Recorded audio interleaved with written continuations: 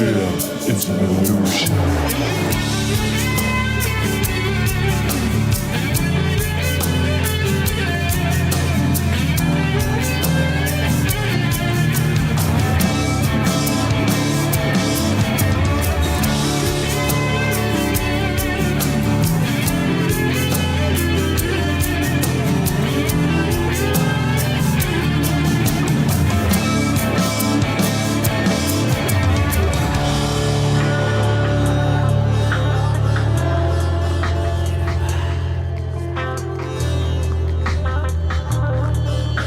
The InnerVerse podcast. Welcome to the One Within, all to another episode of InnerVerse podcast. And we are going at it again, talking astrotheology, the universal wisdom system, with a brand new guest to the show.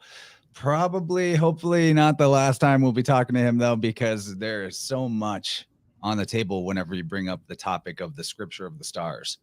In fact, it's everything that's on the table: religion, mythology, ancient history. I'm doing air quotes. And probably more beyond that. It's got the alchemical symbolism, the therapeutae, the healers, the miracle workers, all that, and the kitchen sink. Really excited to talk to David Warner Mathisen tonight, because he has already done the legwork on compiling many independent sets of variables and datas from the various systems around the world of disparate cultures to demonstrate through the absolute deluge of details that we are in fact looking at all one and the same text, which is the scripture in the stars, the constellations. So there's a lot to talk about, and I'm really excited. You guys can check it out on David's website at starmythworld.com. That'll be linked in the show notes as well. I have just cracked into only one of his books, but I plan to read quite a few of them. And that one that I have a copy of is the Star Myths of the World, Volume 4, Norse Mythology. And I went ahead and started at Volume 4 because I'm pretty familiar with other parts of the world, like the Greek system. So jumping right into the Norse stuff that is a little more obscure to me in terms of knowing the mythological stories. So we may get into some of that this conversation. I'm sure we could dedicate a whole podcast to it in the future. And I shot David a few random notes on some stuff I'm particularly interested in at this moment in my own research. And I think he prepared some slides for us. So we've got a lot to get into. Thank you so much for being here, David. And welcome to the InnerVerse, buddy. Hey, thank you, Chance. It's great to meet you. We, so your guests know, we just spoken to one another for the first time like 10 seconds ago. So Yep. Thank you for those kind words of introduction. Thank you for purchasing Star Myths Volume 4. I was going to ask you, how'd you choose to jump in with that one, but you kind of just said it. But I'm, happy that you're at least a little bit familiar with some of my work, and I'm looking forward to our conversation. Welcome to everybody who's listening or watching either live or in the future. Yeah, thank you for that. The welcoming everybody. I forgot to do that. I'm so jazzed up to talk about our asterisms and constellations and all that. But, because we only just met 10 seconds ago, I would really like to kick us off with, who is David Warner Mathisen? How has the study of, star myths around the world become a huge focus of your life? What else is important to you? Introduce us to yourself, my friend. Well, thanks, Chance. So the study of the stars, or exploring the stars and the myths, is really what I've been doing intensely for the past 12 or now 13 years. But I've loved the stars since I was very young. My dad would take me out to look at the stars when I was little. We used the outlining system of H.A. Rey. I've talked about that on other podcasts for those who might be familiar. I talk about it in some of my books. H.A. Rey is, I always say it only half jokingly, one of the most important writers who ever lived. H.A. Rey and his wife Margaret Rey wrote the books the Curious George books, but he also wrote a book called The Stars, A New Way to See Them, a way of looking at the stars that I happened to grow up with that system. My dad got me the books of H.A. Rey, and we would go out and look at the stars, but I also always loved the myths. So I actually bought that book from the recommendation in this one. I would Yeah. love to, because whenever you got into the Hercules stuff, I was just like, oh, chaos. I get it now. Yeah, it's really, really interesting how the star outlines can either enable you to see the connections to the ancient myths, or if you don't have a good system, they can really kind of hide it. And it's interesting that H.A. Ray, who wrote like I said, with his wife Margaret, they wrote and illustrated Curious George, and the first one of those was published like in 1946, sometime in the 1940s. And then in 1952, not long after that, he wrote this book called The Stars, A New Way to See Them, which really unlocks the connections to the world's ancient myths. Without that system, it's hard to see the constellations for for starters, but it's also hard to see how they connect to the world's scriptures and also artwork, ancient artwork, Renaissance artwork from around the world on sacred subjects. When they're depicting the divine, they are using celestial features in the artwork itself. And I do have a few slides that can show a little bit of that, and lots of videos that I've made kind of show that. It's really amazing. But to my knowledge, H.A. Ray never came out and blatantly said, this system is the ancient system that unlocks the world's ancient wisdom, but it really does. So anyway, just, you asked, who am I? I am a star myth explorer, lots of other things, but this study of exploration of the ancient myths. I've always loved the myths since I was a child as well. I didn't put them together until much later, but this exploration of the celestial connection of the world's myths has become my life's work to explore and try and understand and share as much as possible. And I'm still learning it, and I'm not the first to notice these connections. That would be ridiculous for me to claim that. There's been many people who have talked about this down through the centuries. In fact, I find hints in Plato that he was trying to point this out without coming right out and saying it. But there are ancient philosophers and writers who hinted at this. If you listen to Christmas carols, you'll hear stars and heavenly host and things like that, because the Bible, the stories of the Bible from Genesis to Revelation, in common with all the other myths of the world, are using this ancient system. So it has been noticed by others. There was a preacher in the late 1700s, early 1800s named Robert Taylor, whose sermons or lectures, they were preserved actually after his death. I don't know that he ever published this, but he spoke about it, and he was so right on in many ways. Some of his conclusions I disagree with, but his analysis, for the most part, I agree with. Some of it I disagree with, but anyway. He spent time in jail for this. 3 years total. So check out the Devil's Pulpit. Yeah. It's called the Devil's Pulpit, and you can find it on archive.org. And it's even set up now that even though it's a scan of an old book, you can Control F search for words in there. Oh, yeah. Yeah, great resource. That one, and also another one that's called Astro-theological lectures. So I think the term astrotheology probably comes from Robert Taylor. Sometimes he actually uses the word astrotheology or astrotheological. Usually he would say astronomico-theological. So there's a whole nother collection. Devil's Pulpit is one collection, and then there's a whole separate one called Astronomico-theological lectures, also Robert Taylor, also on archive, that you can fully search.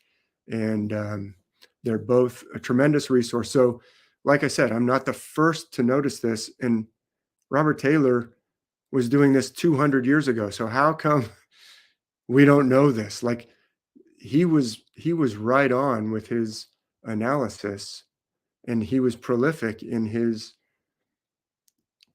explanation of it, and it drew tremendous crowds in London and in other parts of England, and it was written down and published after he died. And yet today, most people have never heard of Robert Taylor or the Devil's Pulpit or Astronomico-theological lectures. Stuff from back then, it just hits different. Like same time period, Anacalypsis right here by Godfrey Higgins. huge. It does a great job. It's not specifically only astrotheology. He's hitting it from the etymology language level, which also proves the universal system. If you know the way that certain letters switch from one language to another, and you can see like, oh, Pali and Bali, we're looking at the same word, or, you know, there's many examples, and we talk about that a lot. The language side is kind of our forte on this channel more than anything. But I bring that up in Higgins being from the same time period because it's almost like, and you probably can agree, I compare, well, it's not even almost, it's like definite that I compared the mythology to sort of the way comic book movies work today, where there's a reboot and they retell the origin story and they try to hook new audiences because the old version and the lengthy story is too convoluted, and they're like rebooting. And there's other reasons for the reboots, but between 200 years ago to now, there's been so much auxiliary writing and like resurgences of occultism and theosophy and all these little sects that, you know, they say this is what they think that the symbolism means, and now the stew or the melting pot of all people's interpretations of the heroes and the gods and etc. has become super dense, convoluted, and internally contradictory, right? But back 200-ish years ago, maybe there was a little bit less floating around and in the ethers in terms of information on these subjects, and people had a more direct line to just go check out what the actual ancient writers themselves said, because they would have been educated in Greek and Latin and Hebrew as classical education in the past incorporated. Yeah, it's a really interesting line of discussion. We don't need to spend too much time on it, but I would say that historical context about what was going on in the late 1700s, early 1800s, and then on through the 1800s is probably pertinent to this discussion. So Robert Taylor was very influenced by what was going on in France and some of the French writers, and what happened in France in 1789. If you remember from school, and maybe we don't get taught this enough, but the American Revolution was 1776, and that was a real throwing off of basically the aristocracy or oligarchy of Europe. Inherited titles are outlawed in our Constitution, right? You cannot, it says it right in the Constitution, we shall have no inherited titles over here. They were Benjamin Franklin was consciously going over to free thinkers in Europe, and particularly in France, and saying, we need a new beginning that is going to throw off this feudal system. And the feudal system was a very oppressive, enslaving, oligarchical system where basically a violent, you could call them like a gangster class, lived inside castles. Why do they live in castles? Not because it's romantic and they wanted to be like in a Disney movie, to keep the common people from saying, let's get rid of it, like this, less than 1% that's causing us to work and give all the produce of our labor to them, and they give us like a subsistence poverty existence. So the throwing off of feudalism was a big project. And I don't want to get into a big long history lecture, but France and some of those thinkers in France, the Enlightenment thinkers, were trying to ask, how do we abolish feudalism? And feudalism was very much held in place, not just by castles and the oligarchy had the armor and the horses and the swords, but what else did they have? Because even with all that armor and weapons, they depended on the people for food. They depended on the people for just about everything. So they needed some also mind control.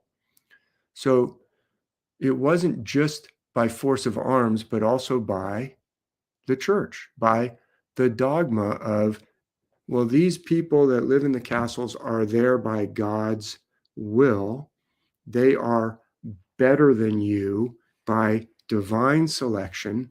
You must not overthrow them by divine decree, or you will burn in hell forevermore. So there was a mental support to feudalism that came from a literalist Christian church, and the French Revolution was very consciously rejecting that and overthrowing that and saying, we don't want that. We want something different. And Benjamin Franklin was saying, we want something different. And the French Revolution was abolishing not just, it was saying, look, church, it's fine if you want to have your priests or representatives serve the people. That's what they're supposed to be doing, but you will be underneath the good of the people, not the other way around. And so it was this was going on at the time of Robert Taylor, and he acknowledges that he was influenced by the French free thinkers. So it's very interesting. During the 1800s, that project kept going. We were working on, hey, how do we abolish kind of the mechanisms of feudalism, which include debt, slavery and things like that. The stuff that has crept its way back into exactly the totalitarian tiptoe. I want to put forward though what you're saying. So anyway, go ahead. Yeah, I just want to connect to what you're saying back to astrotheology, that it is my understanding that the feudal system is the ecclesiastical system, that what you would call the monastic system that was present, all throughout Europe, which comes from the East as well, is how wealth could even be transferred into the hands of a few people, that it all gets congregated into the state, which is the church. The religion and the law are the same thing in the ancient world. So part of that is why, at certain points it was not allowed to even talk about astrotheology. You had to take the scriptures literally, because that was a big keystone to their that was holding up the feudal system to begin with, as you alluded to. So, these keys are important, not just to help us get out of a false mysticism, if you will, or a false sense of history, but also to see that we actually well, anyway, I'm going to let you take it from there. Yeah. No, it's great. It's great that you're kind of pushing, you're pushing on the concepts a little bit to kind of tease out these ideas, because this is a really important. And look, it's all debatable, and it's all things that we can, maybe think about and discuss. But what I would say is that the feudal system in Europe, and particularly Western Europe, so the literalist church broke in half into a Western and an Eastern literalist church, right, in Christianity, and the empire broke in half, the Roman Empire broke in half. But the rise of literalism, Christian literalism, was the death of the ancient world. It consciously said we're abolishing the gods of Rome and replacing them with this monotheistic system. And that is when feudalism in Europe came into existence, basically. And okay, so you're pointing to— It comes with a false claim too, that the ancients weren't monotheistic, that they started monotheism, that the church did, which isn't even exactly accurate either. Well, right. And setting that aside, what I would say is, maybe really big picture, what I would say is there are debates among people who are interested in this subject that I'm, spending all my time looking at, as to what does it all mean? And is it all a system of control? Is, like you said, the ecclesiastical system is how you vacuum up all the money into, the old and real more than money, the real property, the resources of the land. Okay, so let me lay out kind of just briefly, really quickly. My position is that this system, first of all, I'll show you some evidence that it is an ancient worldwide system. And your questions that you kind of sent me in that email today, or kind of pointers of things that you're really interested in talking about, show some tremendous evidence of that. These connections across cultures. This is an ancient system, and I argue it is a positive system. It is a system that uplifts people. It shows how to organize society in a way that enables men and women to use their gifts to their fullest potential. So it's a societal It's on a societal level and on an individual level. It's there to help us live up to our full potential. It's not there to trick us into, mindless obedience or some, some people say, oh yeah, all these systems are there because the Anunnaki needed people to mine the gold and cough it up. And so they blah, blah, blah. Is not an oppressive, tyrannical, impoverishing or enslaving system. It is not. I can show you evidence to argue that it's actually a beneficial system, but it's like Well, Kung I'll say Fu. I agree with you, but that maybe Yeah. it's been hijacked. It's exactly right. So that's where I was going. I was going to say it's kind of like Kung Fu. You can have a powerful system, let's say Kung Fu, and you've got the evil Kung Fu masters who know how to use it to bully the town and take over it.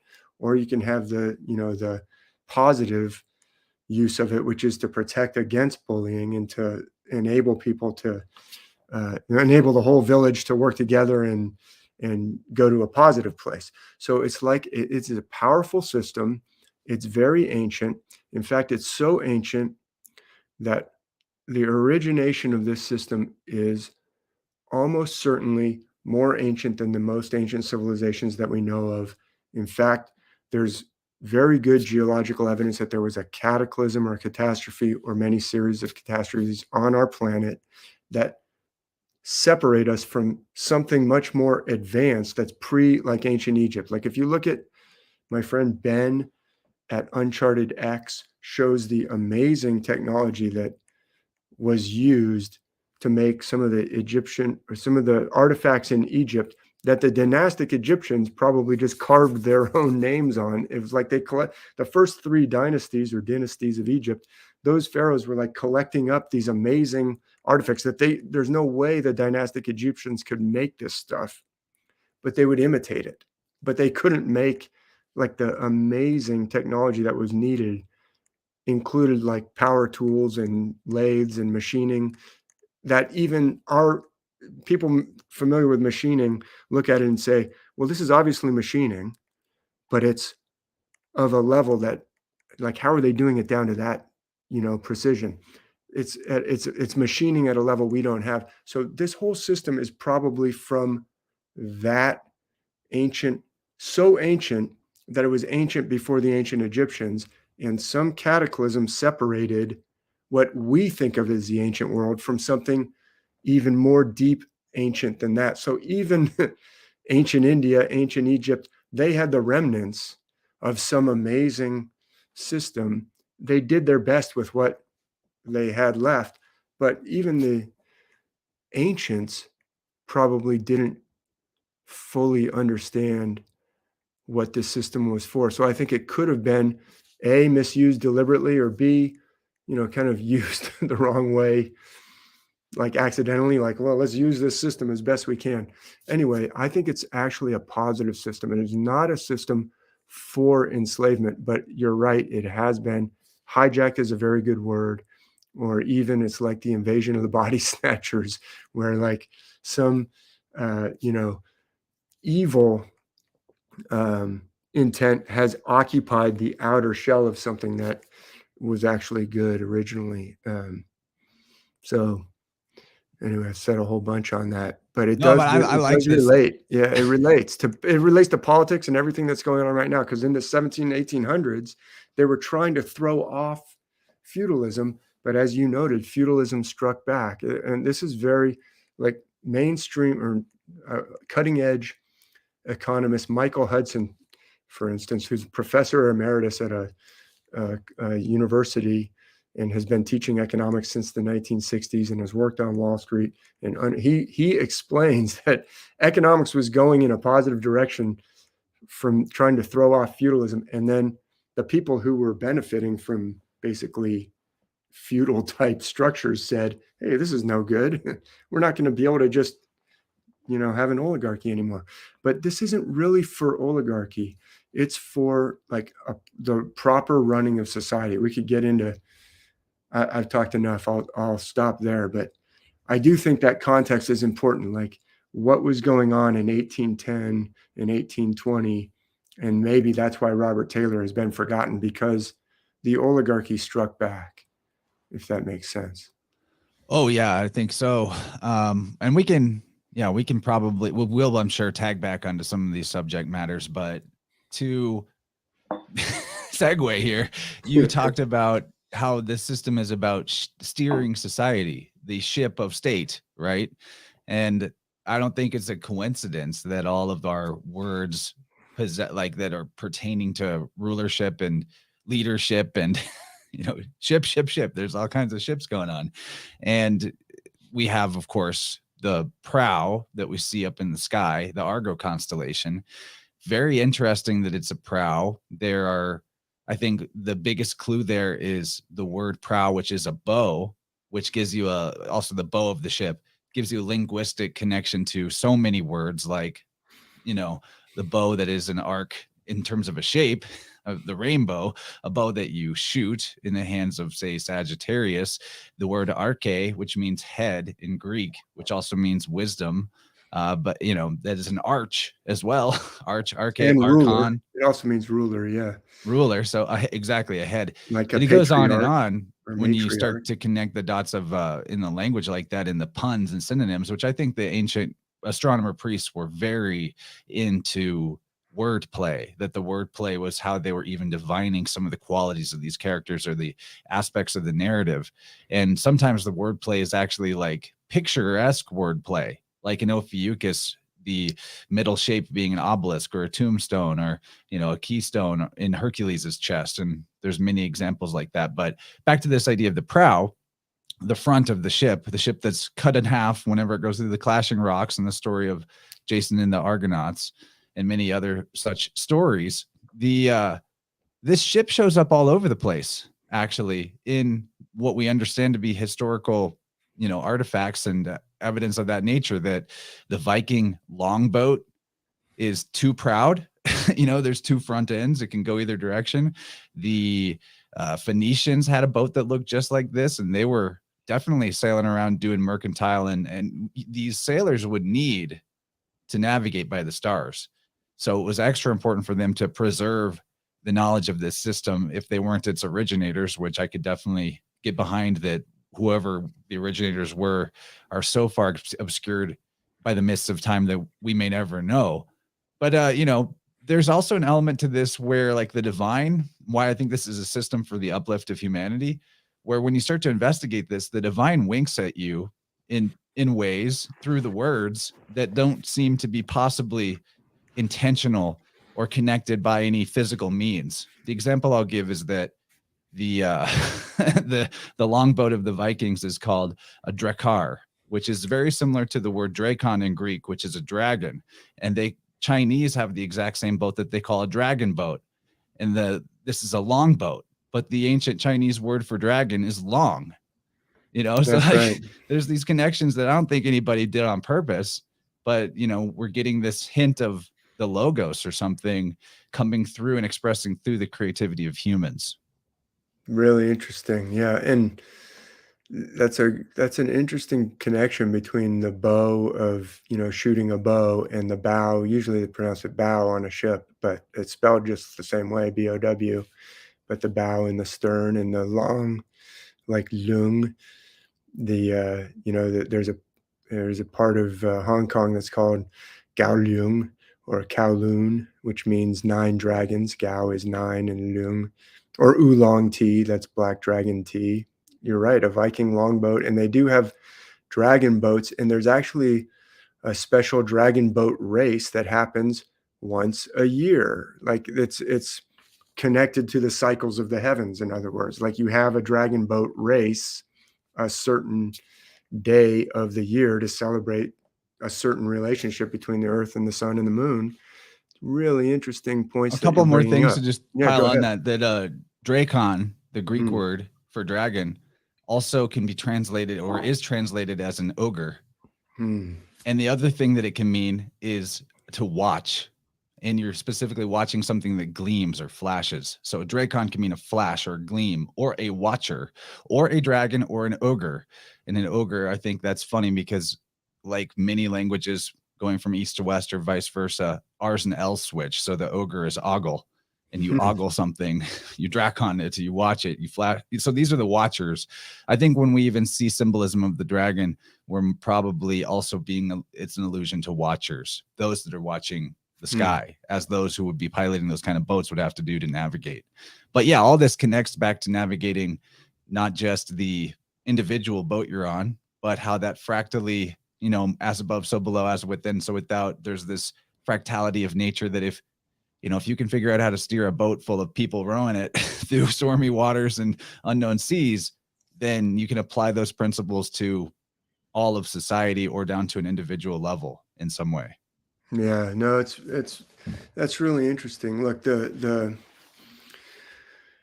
this exploration that I do is primarily between specific myths and the stars, and not as much of kind of the directions that you're going, but those are obviously valid lines to explore. And how do we get the myths if not through words? And in fact, around the world, very interesting fact is that myths are always handed down in virtually every culture. I say virtually just in case there's somewhere that I don't know of that doesn't, in verse, in poetry. In other words, in stylized language. Like you and I aren't speaking poetry to one another right now, Chance. We're just talking in prose.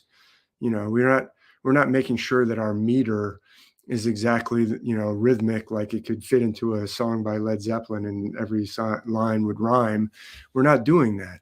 That's stylized language. That's like formal, but it's special language. It's language that's metered, just like measured. You were talking about, who gives the measures or where did that come from? And it's measured language. It's rhythmic language. I know you're into sound healing. That's, that's a really interesting. Words are magical, or words have power, or rhythms have power, frequencies have power. I've got a didgeridoo back here. Didgeridoos have power. And that's a very ancient instrument that maybe, along with the drum, the most ancient human instrument is probably a didgeridoo. The Aboriginal indigenous people of Australia have been playing didgeridoos for tens of thousands of years. And, drums are used which is a rhythm, making device. Drums are used in every single culture around the world. And when the literalist Christians came to Europe, and especially like in Scandinavia, they would take away the drums because I was like, we got to get the shamans can't have their drums. That's more dangerous than there's too much thrusting and pumping drums. And sexuality with the drums. It can put you into a trance state. It can enable inspiration and contact with something beyond ourselves. So anyway, what I'm saying is that the myths around the world are given to us in verses. The Bible is full of verses. Yes, there's prose parts of the Bible, but it's still divided into verses, and there's lots of poetry in there. The Homer, attributed to Homer, epics of the Odyssey and the Iliad, verse. Mahabharata of India, verses. The Vedas are verses. Just around the world, basically, whether it's handed down orally in the form of, chanting or sacred stories that are oral, or whether they're written down, they are in poetry. So these kinds of, and poetry has to do with double meanings and metaphor and connections between things. Like a good poet sees connections between things that open our eyes to, some new way of seeing things. That's what poetry is. It's like, I'm going to make a metaphor out of this and shed new light and new perspective on something. So what you're saying is important, but and valid and intriguing. It's not my necessarily area of primary focus. I'm going to try and show a little bit of what I'm talking about with my slides, especially for people who aren't as familiar, and even those who have seen millions of my other presentations. Hopefully there'll be some things in here that are new, but that all that is very interesting. And just I'll close it off by saying, yeah, an arc or like a box that floats we see babies put into arks around the world, and they use the word ark. Like Moses in the Bible, in Exodus 2, is put into an ark of bulrushes, and the Bible uses the word ark. And then later there's an ark of the covenant where the Actually, in the word is like Tibet or Mhm, Thibet or TBT, because the Hebrew doesn't have vowel points, right? mhm. And you know, Neither this does can, I mean, Egyptian, I think yeah. there's a connection to that with the actual nation of Tibet. I think there's a, Could you know, well they be. have a mountain where they claim that the flood hero chained his boat to this Mm, mountain. And I can't remember the name off the top of my head of the mountain somewhere in this notebook, but mm, that, you know, that the ark, I'm glad we're getting to this because I'm super fascinated in the ark as the mhm, possibly one of the most foundational myths, or that you could connect all of them back to this, because it is the boat is the emblem of the female generative power, the mast being the lingam, the hull being the yoni. In fact, the Hebrew word for a boat, not an ark, but a boat, because the Tibet means like more of a box or a chest, mm, is oni, or mm. Interesting. ani, oni, ani. You know, again, we don't have exact vowel translations, but that's why the baby is in the box, because it's Mm, in the womb. It's within the female generative power. mhm, And how I understand the Brahminical system, being one of the older versions, their explanation is that, you know, back to that catastrophism idea, I think that's wrapped up in the mythos completely, that they figured, well, we see everything die in winter and come back and regenerate in spring, and that God, who the creator of everything, could not make a mistake. And so anything we see that passes away, disappears, corrupts, vanishes, must eventually come back. Otherwise, it only ever happened once, and then it disappeared, meaning God would have made a mistake because it wasn't permanent, and thus it's not true or real. So everything that was must come back, and there must be some greater cycle of destruction and regeneration, and greater cycle within that, so that eventually there's one where the whole cosmos is completely poof gone, as the, you know, the as in the Egyptian version, Geb and Nut are back to copulating. They're back to being together. There's no longer this sort of spark in the gap between the masculine and the feminine that is manifesting the physical world. And so they conceptualize that with a boat on the primeval waters of chaos, where the savior being is riding on this boat as the last, you know, as the seed of all potential, you know, ready to be sprouted again once he's Eros. You know, this is Eros, HRS, EROS. You know, back to the, there's so many connections here. I'm hogging the mic too much, but No, no, I just no. want to This, set the stage for this, that, you know, the regeneration of all things comes from, you know, I don't think they're necessarily talking about a literal worldwide flood. I think that's more of looking at the winter or oceanic side of the zodiac. Not that I'm against the possibility of cataclysms, but yeah, that's why this ark myth is so important, because it's a seed that's going in the box, or a seed that's going in the ground, in the furrow. It's the mythos of the seed, the corn myth. All of these things tie back to the, or are reflections of the ark mythos, or the boat on the waters of chaos.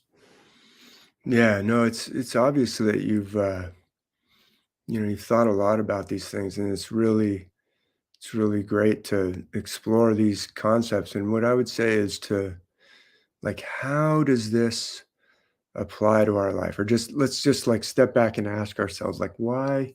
Well, like, what's the point of, like, do we really need all this esoteric wordplay and myth creation to explain seeds going into the ground and growing? Like, we could just do that and grow the seeds and eat it and just be happy, or make beer out of it. Yeah, we And, don't and need any special story what, to like, feel what's with the attraction between mom and dad and make a why? baby. And I heard your explanation, or the possible explanation of, well, we don't want God to have made a mistake, or but um actually, that's like the That's an Greek. explanation of the cyclical nature Yeah, belief, things are you know, cyclical. the doctrine of And the cyclical nature.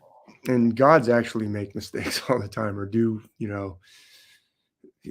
questionable things all the time, especially the Norse gods, who actually, the Norse gods are going to perish in the end. They're not even eternal. They're going to be, Odin and Thor at Ragnarok both die at the same time that they kill their greatest adversaries. It's really interesting, and that's cyclical, but then there's going to be a new heaven and a new earth, or, that's the biblical way of saying it. But you're right. These cycles go all the way out to the changing of the ages. But I'm just rhetorically saying, why? And what I would argue is that this has to do with showing us something about ourselves. Like, listeners may be saying, yeah, like flood, maybe it was literal, maybe it wasn't, but what does that have to do with me? Well, I believe it's like, yes, the boat is like the female generative principle, and that's really interesting about the Hebrew word, that it sounds like the word yoni is it for people who it's a pole in a hole, dude. It all goes back to that. Well, and a hole is a hole. Yeah, but why do you okay, but guess what? You don't actually even need to teach people about sex. Like, they know it automatically. Like, if you're 20 and you meet a girl who's 20 and neither of you have been taught anything, you can figure out like how to have sex without any myth. So it's like, that's not like the two of you will figure it out. Like, it's in there already. So why do we need all this wordplay, all this myth? Because they're using, I would argue, what these ancient myths are doing is using the cycles of the heavens, the male and female principle, in an esoteric way, meaning it stands for something else, or it helps to open our eyes to something else. The female, or the receptive, principle, even if you're a male, you have that. The flesh of the body is receptive. It receives the pattern, or it receives the divine spark. It is, in a sense, the ark or the boat through which we're going through this life. And it's carrying inside of it something precious. That's this divine spark, or this authentic self, or this, we could call it lots of things. I've referred to it as like the deeper self, that cutting edge psychologists, like the psychologists who are talking about trauma, which Dr. Peter Levine was one of the first. And when he writes about he went to UC Berkeley and got his PhD in psychology in the 70s. And he said in the 70s, people were only just beginning to talk about the word trauma in a psychological way. Trauma means a wound. If you go to a trauma surgeon, they're talking about a physical wound. They're talking about a literal wound. But he said there was this group of thinkers who were starting to say, yeah, there's physical wounds and there's trauma surgeons, but there's also mental trauma. There's mental trauma. And why were they talking about that in the 70s? Because of Vietnam. People were coming back from Vietnam with horrific psychological burdens from what they'd experienced in Vietnam. So in the 70s, you had post-traumatic stress disorder being diagnosed for the first time. Did people have PTSD after World War II? Of course, but nobody called it that until after the Vietnam War, when these first cutting-edge psychologists were starting to explore this concept of trauma. And these cutting-edge, now it's still not mainstream. It's still cutting-edge healers like Peter Levine, who's still active, Dr. Gabor Mate, other Richard Schwartz. These are psychologists and doctors and healers who have dealt with thousands of patients, and they're talking about trauma as a separation from self. I'm That's I'm going off a little bit. Yeah, I'm going how on. It works in the human energy field. Your part of your personal energy is held off to the side, and then the fascinating thing is, like, to really quick, like what I do with sound healing, because you mentioned noticing that I do that, is that you can use sound, or if you're sensitive enough, just your own body, to find where in the 6-foot bubble space, or individual person's own cosmic egg of their energy field, their electromagnetic field off their body, where the stuck energy is that constitutes this trauma or separation of self, something they don't want to feel or remember, or sometimes a limiting belief. And depending on where it is, you know, if it's like at the hip level 3 feet away, or at the shoulder level 1 foot away, I can, you know, there's an anatomy to that, and I can actually tell people what it is, like when it happened, what the belief was, what the feeling was. And so like what you're saying is actually, you know, being proven out by practitioners of techniques that utilize this kind of new, but it's an old idea that's just been expanded on, biofield anatomy, the actual anatomy of your energy field, where that separate self energy is detectable as a, you know, a disturbance in the vibrations around you, so to speak. Yeah, look, I have no doubt that shamanic, you know, I've written about all It's soul cultures. retrieval. Yeah, all cultures are essentially shamanic. Even the Bible has aspects where Daniel says, I was on my face in the spirit for 3 days, or you know, he was in trance for 3 days. It's shamanic. And you know, that word, it comes from a specific part of the world, that, you know, basically where Eastern Russia is today. And I'm not a shaman, but I believe that um, everybody has access to something beyond themselves. And then some people are able to, like you said, pinpoint, hey, I'm finding something here. I have no doubt that what you just described is related to, like, how shamanic cultures heal people. And so what I was going to kind of bring it around to, I'm just to turn the corner, and I'll share some slides so that people can say, what is all that, you know, they're talking about all this stuff up in the ether. I'll try and bring it down to something a little more concrete. But what I believe the myths are doing, and why we need the myths, and why the myths are created in this certain way, is because that separation from self, psychologists, again, I'm not a psychologist, but I can read the works of psychologists who've dealt with tens of thousands of patients.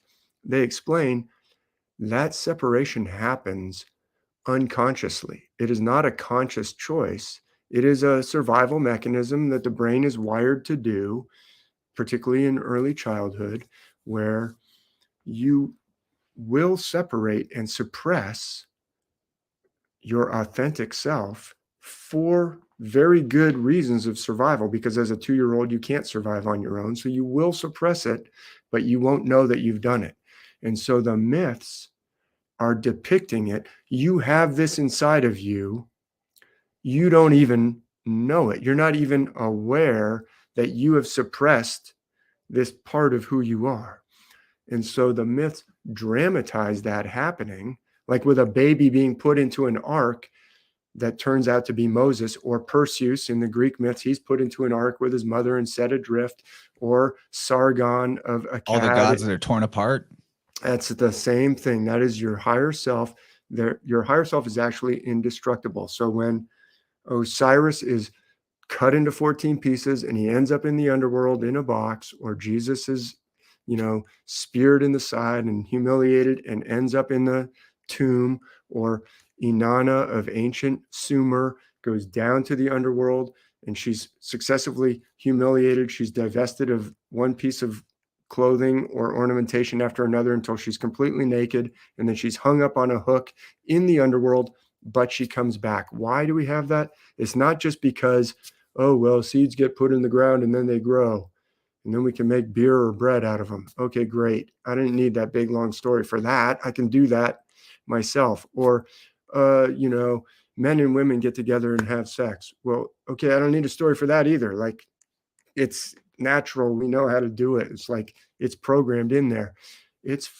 We have these stories and these elaborate pictures because we've forgotten who we are, or we've suppressed who we are, or we've been separated from who we are. And the separation is so painful that we spend the rest of our life trying to fix it, or we're looking for who we are.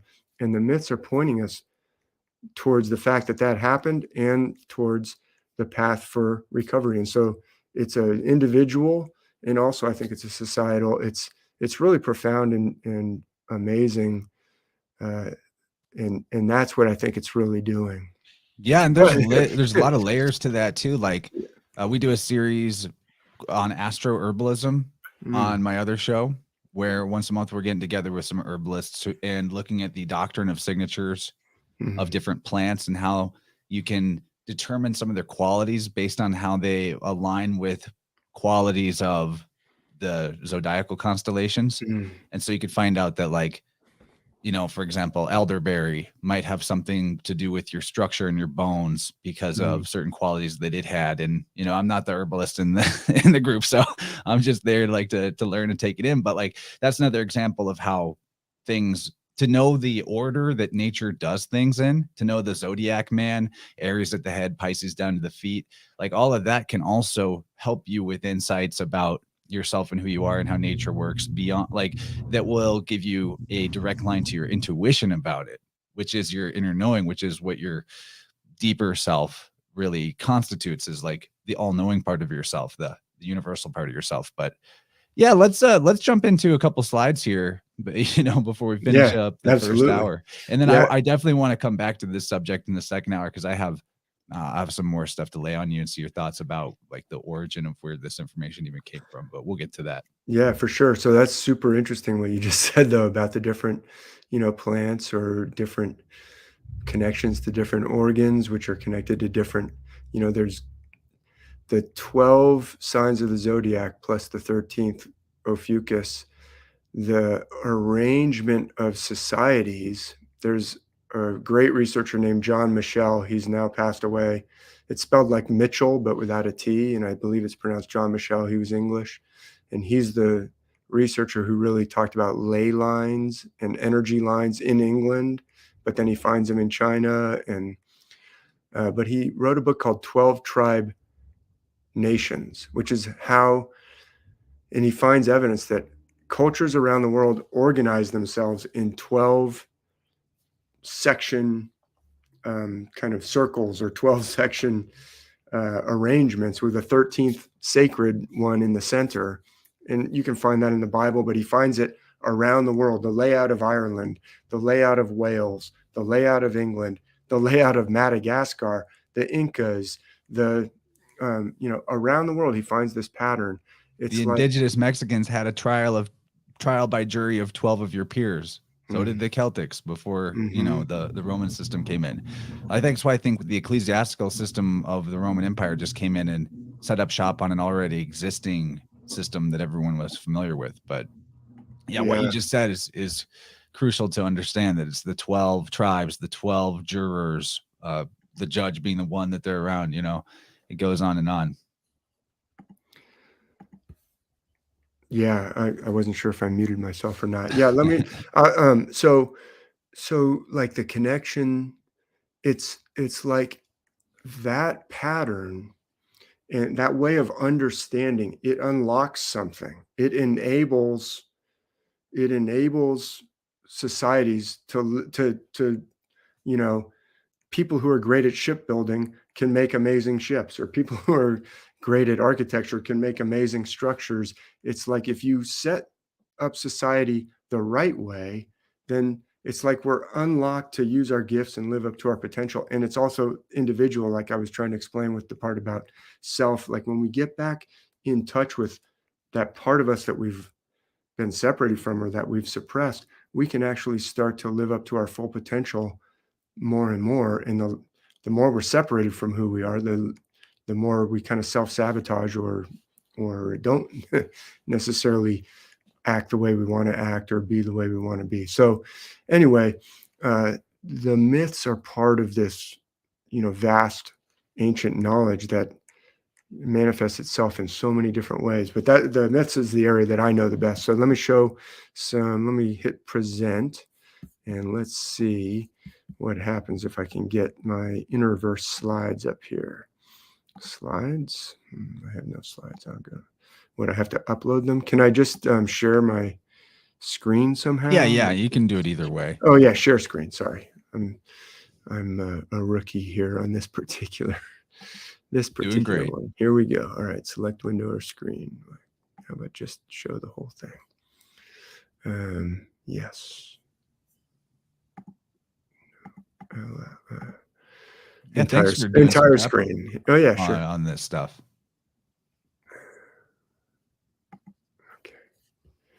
Allow. Let's see. Cool. All right. Are you seeing some share screen now? Yes, sir. So if you All just tab right. over to the window you want to share, I can bring it up. Oh, okay. Let's see. Right now it's showing us your window of our conversation. Oh, shoot. Okay. Let's see. Sorry. Should have practiced. That's no problem. This is live TV, folks. If I just what? Tab over to where? Yeah, if you just make on your main screen, whatever it is you want to share, make that big. Yeah. That's what I'm doing. It's not showing up. You're not seeing InnerVerse podcast right now? I am just seeing your video. My face? Yeah, us. Shoot. Like that. All right, let's figure out what's up here. You are sharing your entire screen. Oh. I see that. Pesky. You're sharing your entire screen. Yeah, that's what I want to do. Let's see. You're not seeing. Yeah, we're just getting the screen of your StreamYard window. That's okay. We can.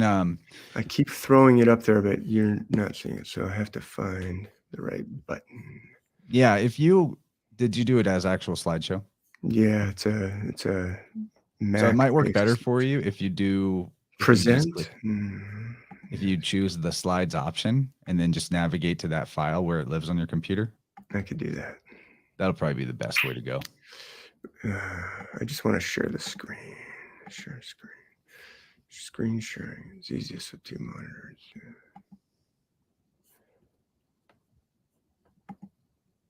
Entire screen. You're not seeing InnerVerse podcast right now? No, it's still showing our StreamYard window. Son of a gun. All right. That's okay. And the slides are optional. I mean, I think we can keep this. Yeah, no, for sure. I don't want to derail us. Yeah, I don't want to derail us, but let's see if I can do slides. Sometimes the third time's a charm. I'm pretty sure that's where we got the actual idea of the Trinity from. People notice, like, if I just try 3 times, it works. All right, we'll try one more time. Share screen.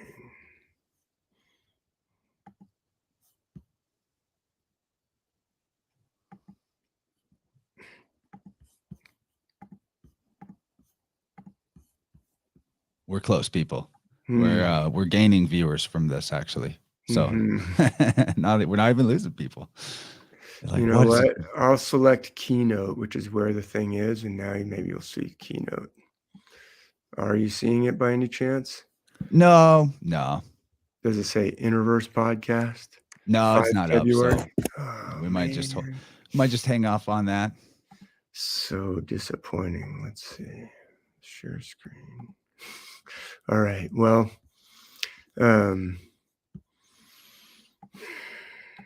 what we can do, David, if you don't mind, we'll have like a 3-minute intermission here in a second. And I'm going to put some music up, and we're switching from the first hour to the second hour. And you can just email me what you've got in that massive time. Yeah, it's a massive file. But no, we'll figure it out in 3 minutes. I guarantee it. So I guess people who are part of Rockfin can see the slides. But I do have a lot of videos that people you might also try the option of when you present and share screen to choose a window and just find the window that it is you're wanting to share instead of entire screen. That'll probably work pretty well too. Okay. Right on. Right on. Okay. Well, let's see where we're at time wise. I think, we can sort of start giving the free hour there, outro, if you will, where you tell people what you're working on, where they can connect with you, what kind of things that you're offering, books and all, what social medias you like to talk to people through and all that. Okay, great. Well, so you didn't see any of those screens that I was showing? No, nothing came up. All right. Well, Mercury's not even retrograde right now. Look, thanks to those who tuned in. Sorry about not sharing slides, but we will get it in the second hour.